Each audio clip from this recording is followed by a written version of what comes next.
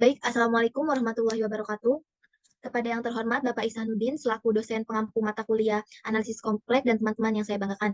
Di sini saya selaku moderator pada diskusi hari ini izin memperkenalkan anggota kelompok 6.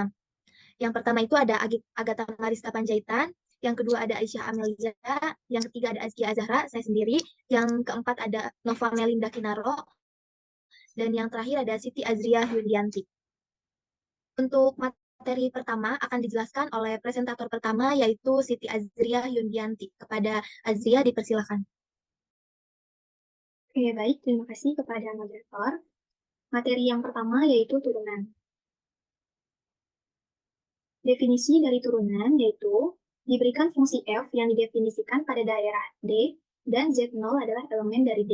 Jika diketahui bahwa nilai Fz dikurangi Fz0 dibagi dengan Z dikurangi Z0 ada, maka nilai limit ini dinamakan turunan atau derivatif fungsi f di titik Z0. Notasinya yaitu f aksen Z0.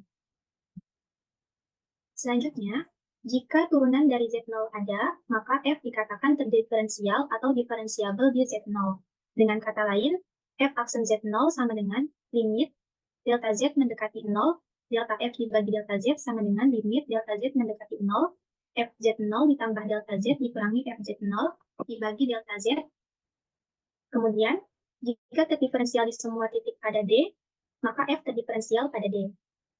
Selanjutnya, ada contoh 3.1.1, kita diminta untuk membuktikan Fz sama dengan Z kuadrat diferensiasi di seluruh bilangan kompleks. Buktinya yaitu, akan kita tinjau sebarang titik Z0 yang merupakan elemen bilangan kompleks. F aksen Z0 sama dengan limit Z mendekati Z0, Fz0 ditambah delta Z dikurangi Fz0 dibagi dengan delta Z. Ini sama dengan limit Z mendekati Z0, Fz dikurangi Fz0 dibagi delta Z. Dan akan sama dengan limit Z mendekati Z0, Z ditambah Z0 dikalikan dengan Z dikurangi Z0 dibagi Z dikurangi Z0. Nah, karena Z0 sebarang, maka Fz sama dengan Z kuadrat terdiferensial di seluruh bilangan kompleks. Selanjutnya, ada teorema 3.1. Jika fungsi kompleks dan f aksen Z0 ada, maka f kontinu di Z0. Buktinya yaitu diketahui turunan dari Z0-nya ada, maka f kontinu di Z0. Yang akan dibuktikan adalah f kontinu di Z0 atau limit Z mendekati Z0, Fz sama dengan Fz0. Limit Z mendekati Z0, Fz dikurangi Fz0 sama dengan limit Z mendekati Z0, Fz dikurangi Fz0 dibagi Z dikurangi Z0 dikalikan dengan Z dikurangi Z0. Nah, ini sama dengan limit Z mendekati Z0, Fz dikurangi Fz0 dibagi Z dikurangi Z0 dikalikan dengan limit Z dikurangi Z0, Z dikurangi Z0. Ini diikutkan. Nah, kemudian ini kan sama dengan f aksen Z. Kemudian ini sama dengan 0. Nah, f aksen Z dikalikan dengan 0 itu hasilnya 0. Jadi, limit Z mendekati Z0 Fz sama dengan limit Z mendekati Z0 Fz0 sama dengan Fz0. Jadi, terbukti bahwa f-nya itu kontinu di Z0. Nah, kemudian syarat Cauchy-Riemann. Teorema 3.2.1 yang membahas tentang syarat Cauchy-Riemann menyatakan bahwa jika Fz sama dengan U, X, Y, dan I, V, X, Y, terdiferensial di Z0 sama dengan X0 ditambah Y0, maka U, X, Y, dan V, X, Y mempunyai derivatif parsial pertama di X0, Y0, dan di titik ini dipenuhi persamaan Cauchy-Riemann. Nah, persamaan dari Cauchy-Riemann itu adalah do U per do X sama dengan do V per do Y. Dan do U per do Y sama dengan minus do V per do X. Atau ini UX sama dengan Y, dan yang ini UY sama dengan minus VX. Nah, derivatif F di Z0 dapat dinyatakan dengan F aksen Z0 sama dengan UX dikalikan dengan X0, Y0, dan I VX X0, Y0. Jika persamaan Cauchy-Riemann-nya tidak dipenuhi di X0, Y0, maka Fz sama dengan Ux, Y ditambah I Vx, Y tidak terdiferensial di Z0 sama dengan X0 ditambah I Y0. Nah, jadi yang harus dipenuhi adalah syarat perlu dan syarat cukup. Untuk syarat perlunya yaitu Fz sama dengan Ux, Y ditambah I Vx, Y dan Z0 sama dengan X0 ditambah Y0, maka turunan pertama dari Z-nya itu ada. Sehingga do U per do X, do U per do Y, do V per do X, dan do V per do Y itu ada di X0, Y0. Dan berlaku Cauchy-Riemann, yaitu do U per do X ditambah do V sama dengan do V per do Y, dan do U per do X sama dengan do V per do Y. Ini ada minusnya ya seharusnya. Jadi UX sama dengan VY, dan UY-nya itu sama dengan VX. Ini ada kesalahan tulis. Nah, kemudian turunan dari Z0-nya itu sama dengan UX, X0, Y0 ditambah if VX, X0, Y0. Nah, kemudian untuk syarat cukupnya yaitu adalah continue. Jadi, UX, Y, VX, Y, UX, X, Y, VX, X, Y, UY, X, Y, VY, X, Y itu akan continue pada sekitar Z0 sama dengan X0 ditambah Y0. Dan di X0, Y0 itu dipenuhi Cauchy-Riemann. Maka turunan pertama dari Z0-nya itu ada. Nah, selanjutnya, sini ada contohnya. Kita diminta untuk membuktikan Fz sama dengan F pangkat X dikalikan dengan cos Y ditambah sin Y itu terdiferensial di setiap Z adalah bilangan kompleks. Nah, akan kita buktikan. Yang pertama, dari sini kita peroleh UX, Y-nya itu adalah F pangkat X cos Y. Sehingga turunan parsial terhadap X-nya itu adalah F pangkat X cos Y, dan turunan parsial U terhadap Y-nya itu adalah minus F pangkat X sin Y. Kemudian, Vx, Y-nya itu adalah F pangkat X sin Y. Nah, kita cari turunan parsialnya. Turunan parsial V terhadap X itu sama dengan F pangkat X sin Y, dan turunan parsial V terhadap Y itu sama dengan F pangkat X cos Y. Nah, ini semua ada dan kontinu di setiap X, Y elemen bilangan kompleks. Kenapa? Karena kalau misalnya kita perhatikan dari syarat Cauchy-Riemann tadi, itu kan ini ya syaratnya. UX sama dengan PY dan UY sama dengan VX. UX sama dengan PY. Ini sama. UX sama dengan PY. Kemudian UY-nya sama dengan min VX. Ini kan minus. Ya. Jadi ini ada dan kontinu di setiap X, Y itu elemen bilangan kompleks. Nah, berdasarkan persamaan Cauchy-Riemann, ya ini UX sama dengan PY dan UY sama dengan VX, itu dipenuhi di setiap X, Y elemen bilangan kompleks. Dan ada di mana keenam fungsi kontinu dan Cauchy-Riemann dipenuhi di X, Y. Jadi, turunan pertama dari Z-nya itu ada untuk setiap Z elemen bilangan kompleks. Dan F aksen Z itu sama dengan UX, Y ditambah I VX, Y sama dengan F pangkat X cos Y ditambah I F pangkat X sin Y. Jadi, terbukti. Nah, selanjutnya ada syarat Cauchy-Riemann pada koordinat kutub. Di sini disebutkan dalam teorema 3.3.1. Jika Fz sama dengan UR, Xi dan I ditambah I VR, Xi terdiferensial dan kontinu pada sekitar R0, Xi 0, dan jika dalam sekitar tersebut UR, Uxi, VR, dan Pxi ada dan kontinu di R0, Xi 0, maka juga dipenuhi Cauchy-Riemann, yaitu do U per do R sama dengan 1 per R dikalikan dengan do Pi per do Xi.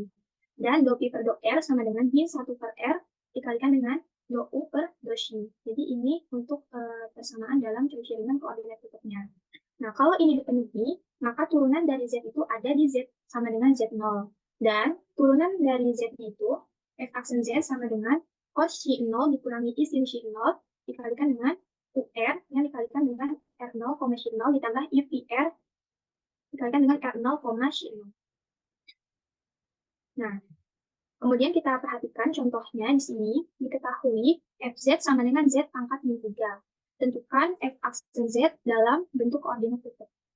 Nah, buktinya yaitu Fz sama dengan Z pangkat min 3. Nah, ini sama dengan R pangkat min 3 cos 3 Xi dikurangi I sin 3 Xi. Cara memperolehnya dari mana, ini telah kita pelajari pada pertemuan sebelumnya. Nah, kemudian dari sini akan kita peroleh punya adalah R pangkat min 3 cos 3 Xi. Dan Pi-nya min R pangkat 3 sin 3 Xi. Kenapa minus? Karena di sininya minus ya. Nah, sehingga jika kita turunkan secara parsial, tidak diperoleh UR-nya itu sama dengan min 3R pangkat min 4 cos 3 Xi. Dan U-nya sama dengan min 3R pangkat min 3 sin 3 Xi. Kemudian PR-nya sama dengan 3R pangkat min 4 sin 3 Xi. Dan Pi-nya sama dengan min 3R pangkat min 3 cos 3 Xi. Nah, keenam fungsi ini kontinu dan syarat Cauchy-Riemann dipenuhi. Kenapa? Karena kita kan tadi melihatnya dari sini ya. UR sama dengan Pxi. UR sama dengan Pxi. Ini UR dan Pxi. Sama ya. Kemudian IR sama dengan UCI, minus UCI. IR sama dengan minus 1 per R UCI. Nah, ini. Kalau dikalikan dengan minus 1 per R kan hasilnya jadi min 3R pangkat min 3. Sin 3 sin. Jadi keenam rumus ini kontinu dan syarat Cauchy-Riemann-nya dipenuhi untuk semua Z tidak sama dengan Z0. Jadi terbukti. Oke, baik. Cukup dari saya. Terima kasih. Dikembalikan ke moderator. Ya, terima kasih. Selanjutnya yaitu presentator kedua, saya sendiri. Di sini saya akan menjelaskan materi mengenai fungsi harmonik dan sekawan harmonik. Iya, fungsi harmonik dan sekawan harmonik di mana Fz sama dengan U, X, Y ditambah I, V, X, Y analitik pada D. Maka U dan V mempunyai derivatif parsial di semua orde yang kontinu pada D. Jadi, dalam D berlaku syarat Cauchy-Riemann UX sama dengan VY dan UY sama dengan negatif VX. Karena derivatif parsial dari U dan V kontinu dalam D, maka berlaku VXY sama dengan VYX. Jika dalam UX sama dengan VY dan UY sama dengan negatif VX, diderivatifkan parsial terhadap X dan Y, maka untuk setiap X dan Y ini merupakan elemen dari D berlaku UXX ditambah UYY sama dengan 0, dan VXX ditambah VYY itu sama. Jika F analitik pada D, maka U dan V pada D memenuhi persamaan diferensial Laplace dalam dua dimensi, yaitu do kuadrat C per do X kuadrat ditambah do kuadrat C per do Y kuadrat sama dengan 0.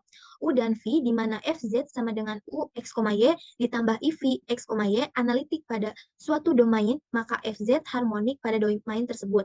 Dua fungsi U dan V sedemikian sehingga FZ sama dengan U X, Y ditambah IV kali X, Y analitik dalam suatu domain dinamakan dua fungsi yang harmonik dan konjugat dalam domain itu.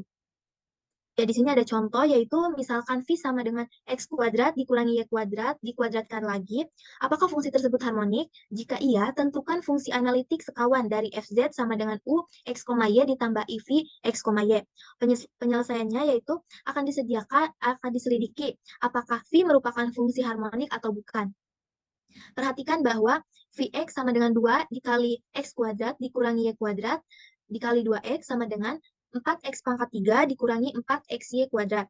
Untuk VY sama dengan 2 dikali X kuadrat dikurangi Y kuadrat dikali negatif 2Y sama dengan negatif 4X kuadrat Y ditambah 4Y pangkat 3. Vxx sama dengan 12X kuadrat dikurangi 4Y kuadrat. Dan VY sama dengan negatif 4X kuadrat ditambah 12Y kuadrat.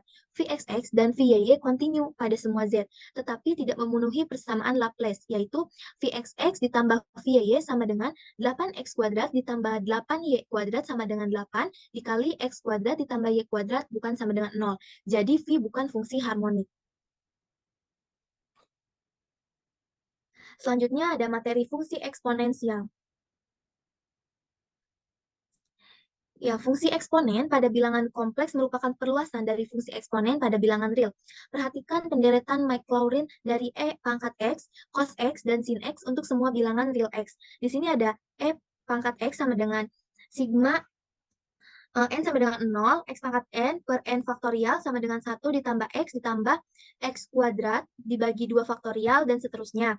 Selanjutnya ada untuk cos X itu ada sama ya, yang pertama itu ada sigma N sama dengan 0, negatif 1 pangkat N, X pangkat 2N dibagi 2N faktorial sama dengan 1 dikurangi X kuadrat per 2 faktorial ditambah X pangkat 4 per 2 per 4 faktorial dikurangi X pangkat 6 per 6 faktorial, dan seterusnya.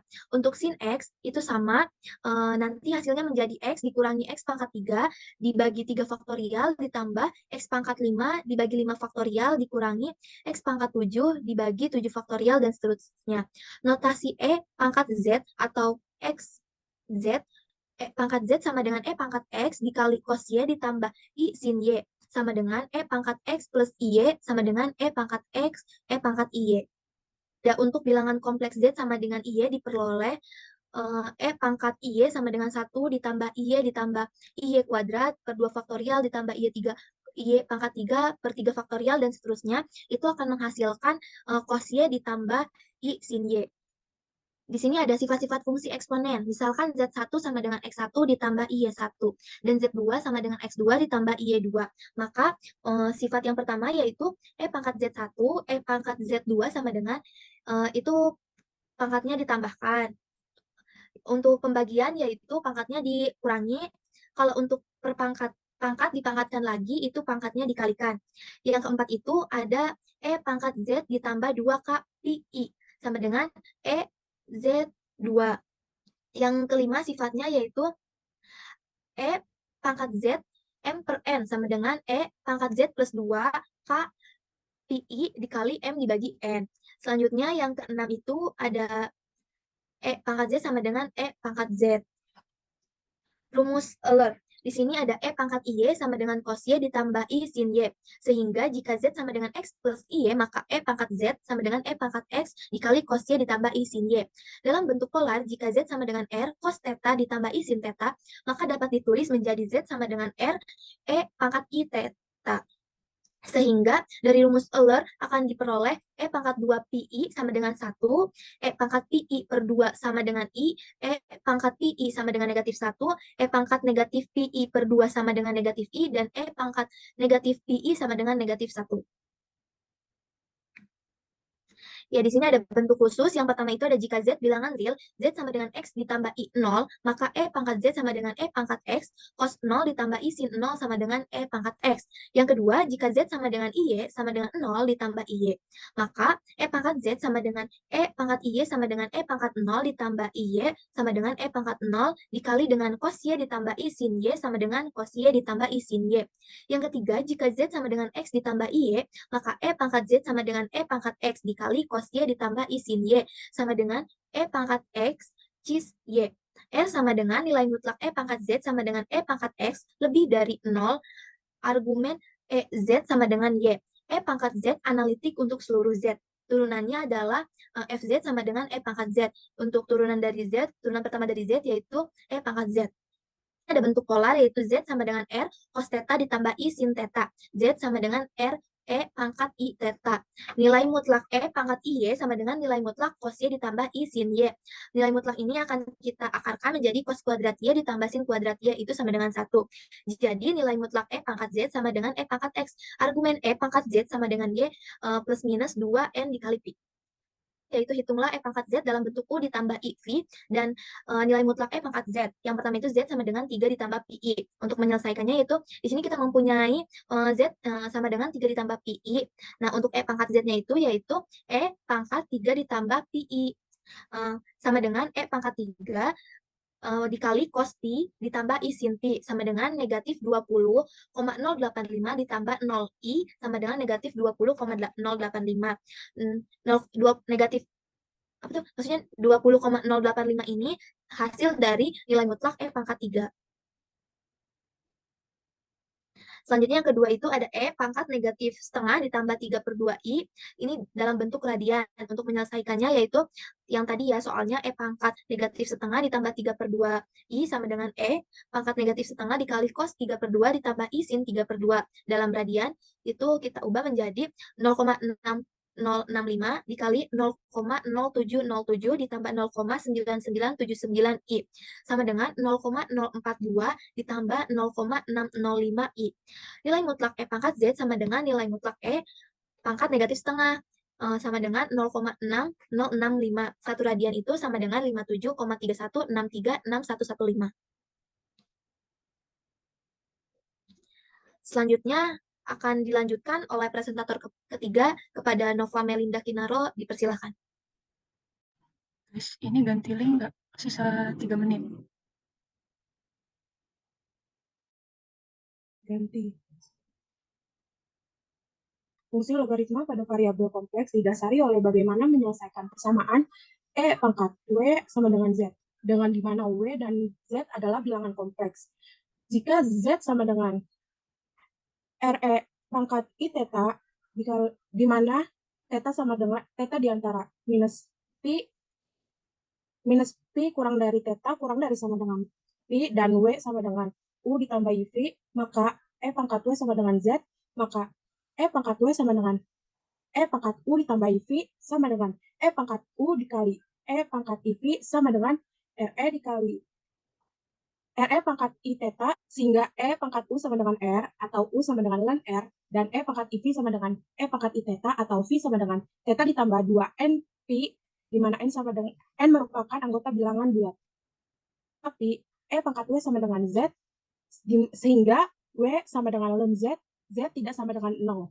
Kemudian mutlak E pangkat W sama dengan mutlak E pangkat U ditambah IV sama dengan E pangkat U sama dengan mutlak Z, dan argumen dari E pangkat U ditambah IV sama dengan V sama dengan argumen Z sama dengan theta. Akibatnya, W sama dengan U ditambah IV sama dengan ln Z, atau ln Z sama dengan ln mutlak Z ditambah I argumen Z, di mana ini merupakan nilai utama, dan juga nilai lainnya adalah ln Z sama dengan ln mutlak Z ditambah I argumen Z kurang lebih plus minus 2NT. Buat logaritma yang pertama ada E log ZW sama dengan E log Z ditambah E log W. Kemudian yang kedua, E log Z per W sama dengan E log Z dikurang E log W. Yang ketiga, E log E pangkat Z sama dengan Z. Yang keempat, E pangkat E log Z sama dengan Z. Yang kelima, E log Z P sama dengan P E log Z, di mana P bilangan rasional. Misalkan Z sama dengan negatif 1 dikurang akar 3I, tentukan penyelesaian dari E pangkat W sama dengan Z. Z sama dengan negatif 1 dikurang akar 3I, maka R sama dengan akar dari negatif 1 kuadrat ditambah minus akar 3 dikuadratkan sama dengan 2.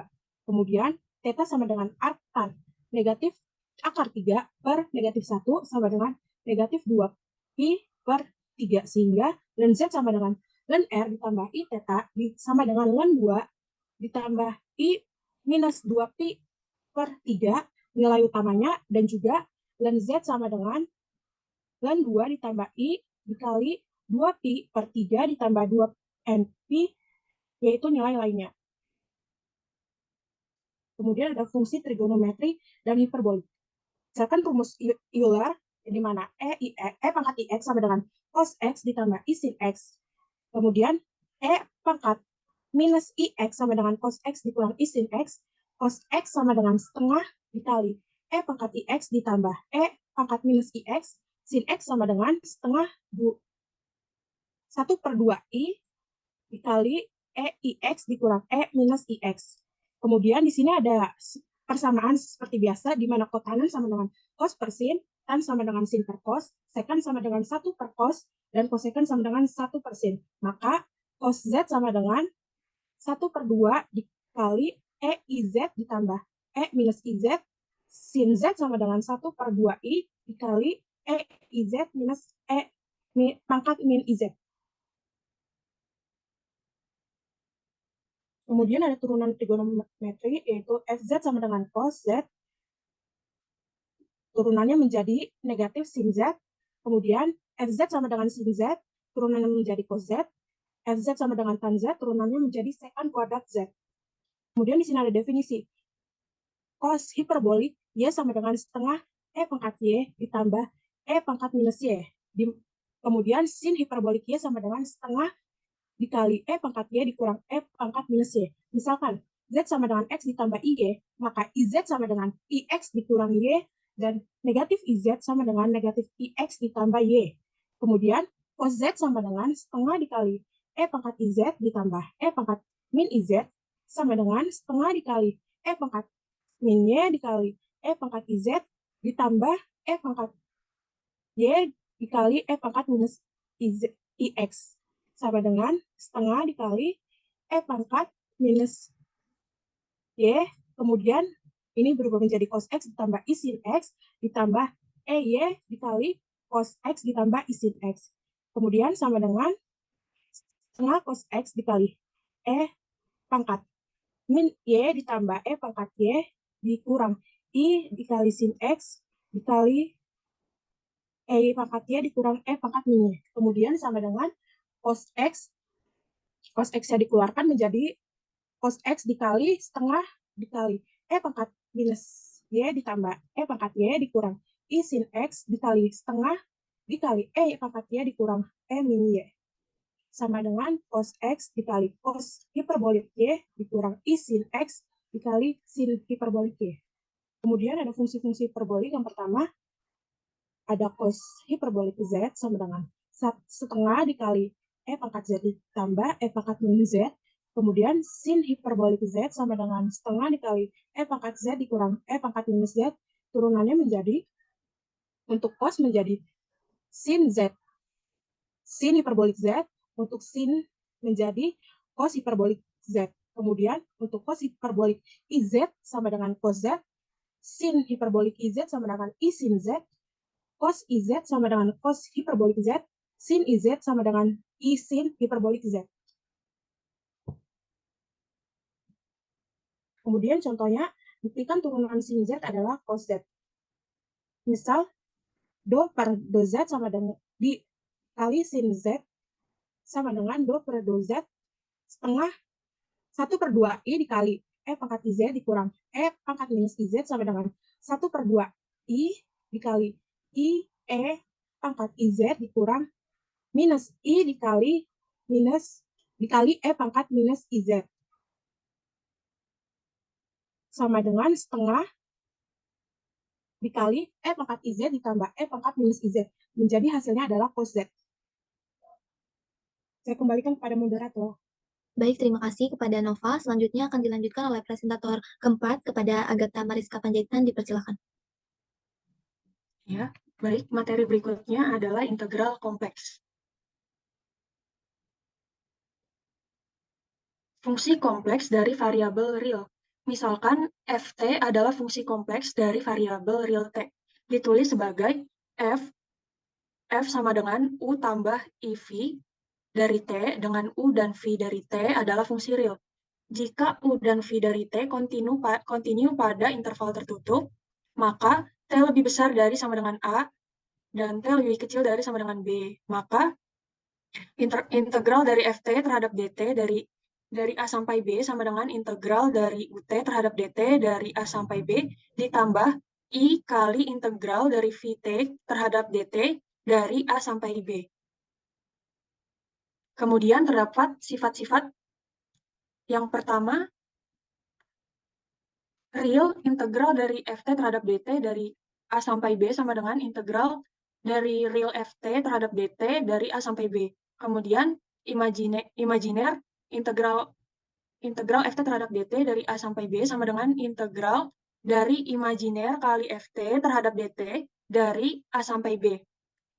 Lalu, integral dari FT terhadap DT dari A sampai B sama dengan negatif integral dari FT terhadap DT dari B sampai A. Jadi kebalikannya, kemudian mutlak dari integral FT terhadap DT dari A sampai B sama dengan integral mutlak FT-nya terhadap DT dari A sampai B. Kemudian integral A sampai B dari K kali FT DT sama dengan K kali integral dari A sampai B kali dari FT DT. Lalu, lintasan.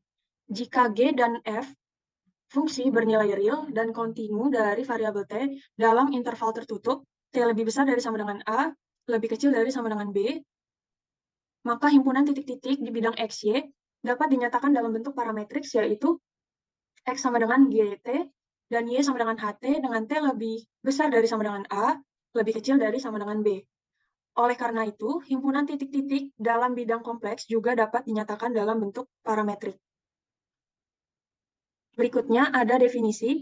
Kurva di bidang datar merupakan kurva mulus atau smooth curve jika dan hanya jika kurva tersebut dapat dinyatakan dengan dua fungsi bernilai real, di mana X-nya sama dengan GT dan Y-nya sama dengan HT dengan T-nya lebih besar dari sama dengan alpha, lebih kecil dari sama dengan beta. Sedemikian sehingga dx per dt sama dengan turunan pertama dari G dan dy per dt sama dengan turunan pertama dari H-nya. Dan kontinu dalam interval T lebih besar dari sama dengan alpha, lebih kecil dari sama dengan beta. Berikutnya ada contoh.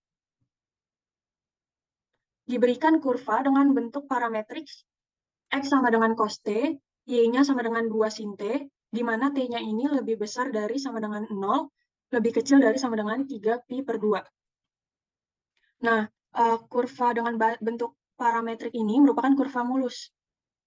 Untuk mengetahuinya, kita harus tahu sifat-sifatnya nih di bawah. Jika C atau jika kurva merupakan kurva mulus, maka bentuk parametriknya X sama dengan GT, Y sama dengan HT, dengan T lebih besar dari sama dengan alpha, dan lebih kecil dari sama dengan beta. Ini sesuai dengan yang soal di atas, maka merupakan kurva mulus. Nah, kemudian titik pada C yang berpadanan dengan T sama dengan alpha disebut titik awal C. Sedangkan titik pada C yang berpadanan dengan T sama dengan beta disebut titik akhir C. Berikutnya, C disebut lintasan bila terdiri dari berhingga banyak kurva mulus. Jadi, lintasan itu adalah kumpulan dari kurva mulus, di mana C sama dengan C1 tambah C2, dan seterusnya hingga ditambah Cn. Dengan C1, C2, dan seterusnya hingga Cn merupakan kurva mulus. Kemudian lintasan pada integral fungsi kompleks berperan sebagai selang pengintegralan dalam integral fungsi real dari suatu variabel. Lalu, ada catatannya. Yang pertama, C disebut lintasan tertutup jika titik akhirnya berhimpit dengan titik awal C. Lalu yang kedua, C disebut lintasan terbuka jika titik akhir tidak berhimpit dengan titik awal C. Yang ketiga, C disebut lintasan sederhana jika lintasan tidak memotong dirinya sendiri. Yang keempat, C disebut lintasan berganda jika lintasan memotong dirinya sendiri. Selanjutnya ada integrasi garis. Integrasi garis merupakan kita misalkan kurva mulus disajikan dengan tadi X sama dengan GT dan Y sama dengan HT, di mana T lebih besar dari sama dengan A, lebih kecil dari sama dengan B. G dan H dari T ini kontinu di T lebih besar dari sama dengan A, lebih kecil dari sama dengan B. Nah, turunan pertama G dan turunan pertama H ini kontinu di T lebih besar dari sama dengan A, lebih kecil dari sama dengan B. Kemudian, kurva C mempunyai arah dari titik awal A, yaitu GA, HA, ke titik akhir B, yaitu GB, HB, dan P, yaitu X, Y, suatu fungsi yang terdefinisi di C. Sekian, saya kembalikan kepada moderator. Iya, terima kasih kepada Agatha. Selanjutnya akan dilanjutkan oleh presentator kelima, yaitu Aisyah Amelia. Kepada Aisyah, dipersilakan. Ya, sebelumnya terima kasih kepada moderator atas kesempatannya. Saya akan melanjutkan materi. Selanjutnya ada teorema. Yang pertama, jika P, X, Y itu kontinu di C, maka integral C, P, X, Y, dx dan integral C, P, X, Y, dy ada. Dan integral C, P, X, Y, dx sama dengan integral dengan batas bawah A dan batas atasnya B, P, GT, HT dengan G turunan dari T, dengan fungsi G turunan T, dt, kemudian menjadi integral C, P, X, Y, dy, kemudian ada integral C, P, X, Y, dy sama dengan integral AB, P, GT, HT dengan fungsi H turunan T. Selanjutnya, fungsi H turunan T, dt.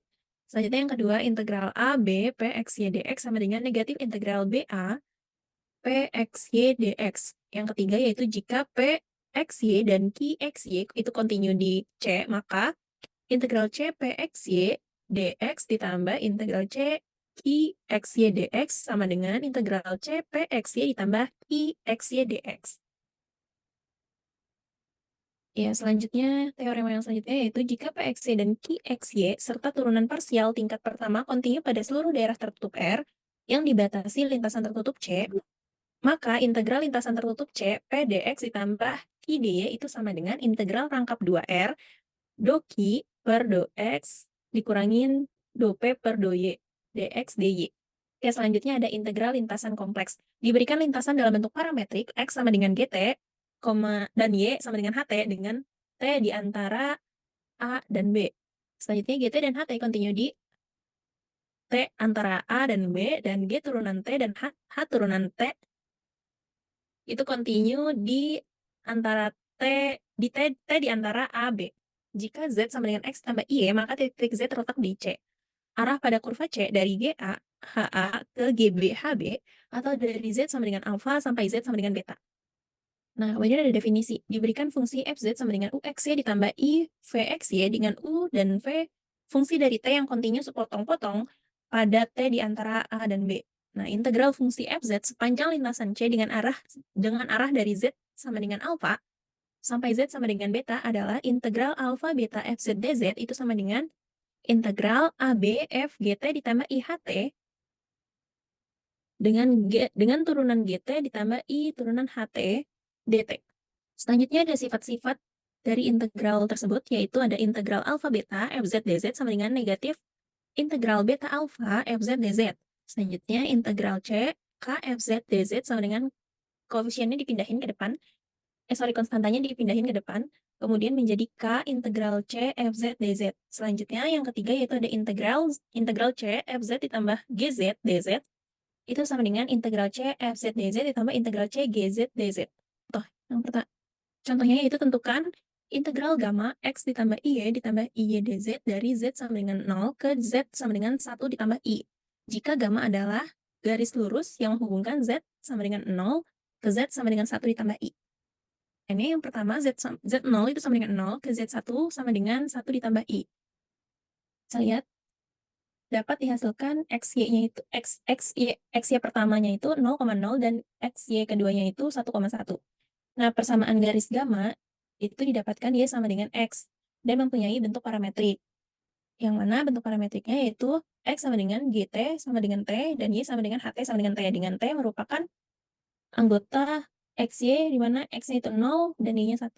Sehingga diperoleh z sama dengan gt ditambah iht sama dengan t ditambah it. Dengan turunan z-nya yaitu g turunan t ditambah ih turunan t dt itu sama dengan 1 ditambah i dt. Sehingga diperoleh yang tadi sudah diketahui z sama dengan turunan z-nya tadi sudah diketahui turunan dari gt ditambah i h turunan t dt itu sama dengan 1 ditambah i dt. Sehingga FGT ditambah IHT itu sama dengan FT ditambah IT sama dengan T ditambah IT ditambah IT ditambah IT. Ya, sehingga dari penjumlahan tadi itu dihasilkan 2 IT. Yang mana didapatkan integral dari gamma FZ dz sama dengan integral dengan batas bawahnya 0 dan batas atasnya 1, I 2T dikali 1 ditambah I dt. Kemudian didapatkan hasil integral 01 integral 0 sampai 1 itu I 2T dikurang 2T dt sama dengan IT kuadrat dikurangin T kuadrat. Sehingga ini menghasilkan I dikurangin 1. Itu saja yang dapat saya sampaikan. Saya kembalikan ke moderator. Ya, terima kasih kepada Aisyah Amelia. Mungkin materi yang disampaikan cukup sekian. Saya selaku moderator meminta maaf bila ada kesalahan. Wabillahi taufiq wal hidayah. Wassalamualaikum warahmatullahi wabarakatuh.